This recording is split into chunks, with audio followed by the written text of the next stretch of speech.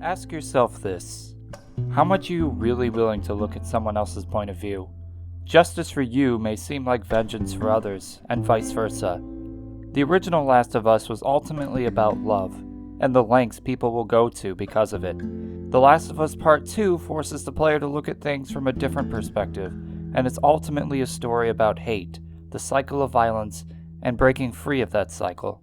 This game has been one of the most anticipated games of all time, and has a flawless predecessor to compete with, and I'll be taking a dive into what makes The Last of Us Part 2 an incredible, yet flawed experience.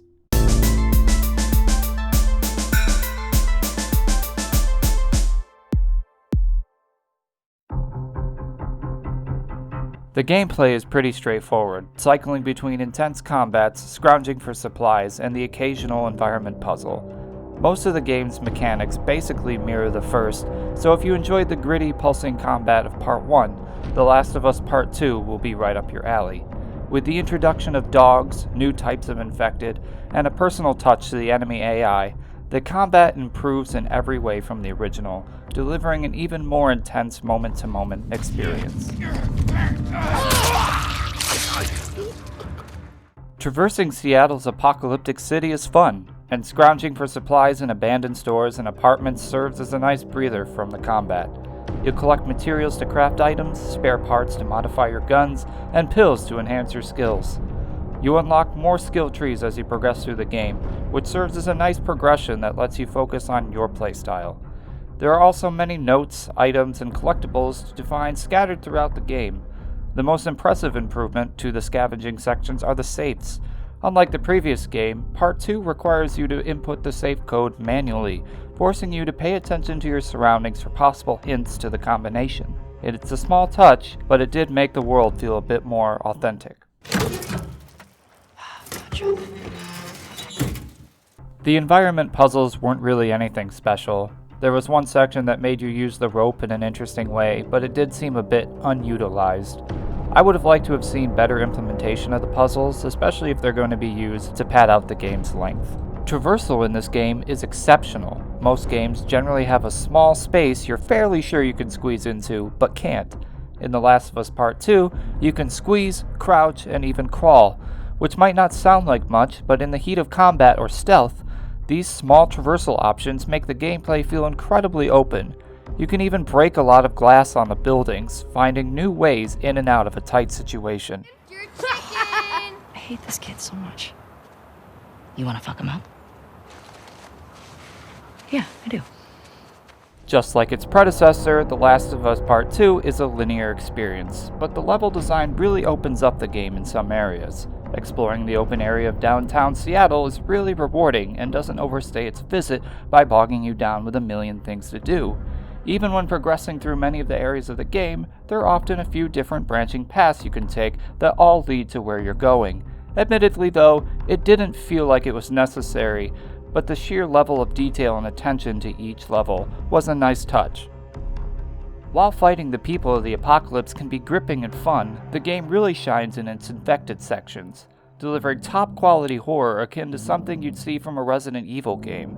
With clickers paying attention to sound and runners paying attention to sight, the combination can bring out some of the most enjoyably intense experiences. And with the introduction to shamblers and stalkers, these dark, spore-filled fungal dungeons are truly terrifying.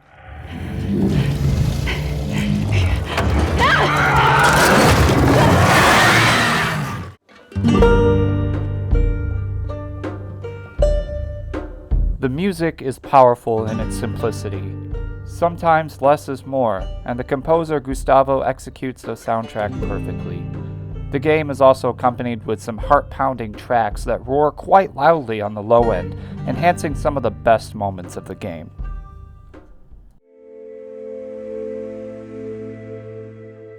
The realistic approach to the art style looks incredible. From the colorful skylines to the jaw-dropping renders of the characters, every inch of the game is polished. Dirt and trash litter the halls, rooms are filled with meaningful doodads, and grass grows wildly along the streets.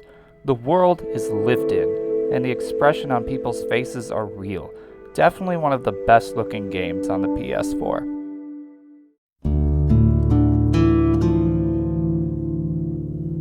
The story is without a doubt where all the controversy lies. The game takes a very bold direction and continues its unwavering crusade through the entire 30-hour playthrough. While some sections of the story are well thought out, emotional, and even thought-provocative, other parts will leave you frustrated. And while I think it's a positive to feel these emotions when appropriate, I felt the execution wasn't exactly spot on. I could go into detail for hours about the story beats, emotional torture, and symbolism, but I'll try and keep the points brief. By now you all know, Joel dies early on in the game by a new character, Abby. I actually didn't mind this moment, for it served as the perfect catalyst for Ellie's arc of vengeance. And before you go ranting about how Joel would have never been so trusting, tell that to the many years he'd been living comfortably with his family and drinking coffee. What are you drinking? Coffee. And if you think Abby's big muscles also breaks your immersion, this game is meant to make you feel uncomfortable. The game is forcing you to see conflict from both sides and experience what hate feels like at its core. And while I appreciate the try, I don't think it quite hits the mark it was going for. When you switch from playing Ellie to Abby, I didn't feel as much of a connection to her because I hadn't played with her enough. And while I did end up liking Abby towards the end of her arc, with the help of Lev, probably one of the best characters in the game, I felt like her story and character really needed more time for us, the players, to connect with her better. The climax in Seattle is rough to play through. As a player, I should want to keep playing the game, but I didn't want to keep playing. I even found myself laughing at the absurdity of it all. The plot at this point was losing its grip. I just wanted to get to the game's inevitable end.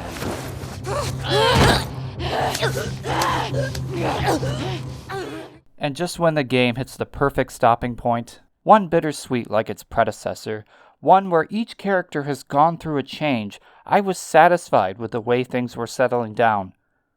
But then, the game just keeps going. He told me about a woman that he traded with while he was moving through California. Described her as built like an ox, traveling with a kid with scars across his face. He said they're living along this coast in a beach sailboat right here. That's when I knew I wasn't going to be happy with how this game ended. The game throws in one final act before the resolution, and well, despite having the best gameplay, it's where the narrative takes its darkest turn and ultimately falls apart. Ellie leaves the perfect farm ending behind and once again seeks vengeance. And while I get that PTSD is hard to deal with, this didn't seem like the correct way to end the story. We get a semi-reasonable resolution in Seattle just to throw it all away and try again? And then we get to the end of the game, where Ellie and Abby duke it out while on the brink of death. Has to be one of the hardest moments I've ever played through.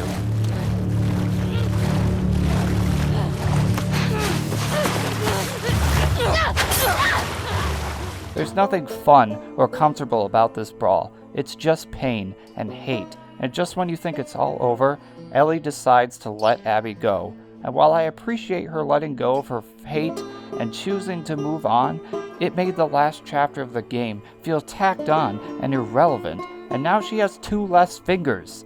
I feel as if Ellie should have went through with killing Abby, or better yet, have the player choose her fate. Ellie returns to the farmhouse that is now empty. In choosing revenge, Ellie has lost her family, her home, and even the ability to play guitar. It broke my heart thinking to myself, that's what you get, Ellie.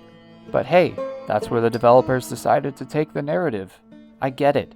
Hate is bad, and the cycle of violence is bad. But I didn't need this final act to cement it in. The ending just left a bad taste in my mouth and ultimately made me less excited for another sequel. The Last of Us Part 2 is a game that will have us all thinking for years, discussing and arguing its finer points. I felt the story could have been split into 2 games. Cramming everything into this game, I felt did the game a disservice. All the parts to a great narrative were there, but the pacing and execution ultimately brought the game beneath its predecessor. It was a lofty goal to live up to one of the greatest games of all time, and while the gameplay and dialogue were as polished and invigorating as ever, the story it tried to tell wasn't.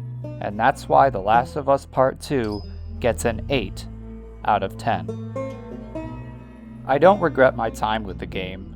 The actual gameplay and graphics are incredible, but with a focus so heavily on its narrative, I couldn't overlook its many stumbles. I hope you all enjoyed the review. Please like, subscribe, and leave a comment below. And as always, this is Game Ghost. Stay safe out there.